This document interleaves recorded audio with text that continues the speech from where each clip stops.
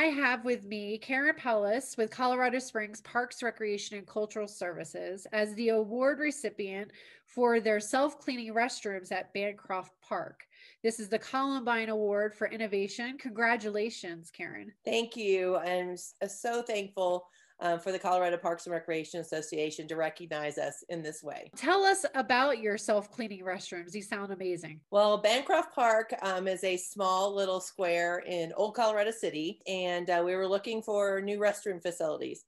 And we happened to be at the National Recreation and Park Association's conference, and one of my staff and I were kind of wandering around as she comes running over, says, "You got to come see these restrooms." And I'm like, look, unless it cleans itself, I'm just not interested. And 2 years later, we've got this amazing facility that is self-cleaning, and it has some great functions for those of us who have to manage and operate public restrooms. It is innovative. It's going to be essentially the wave of the future. One of the things that's been really fun is to watch people's reaction.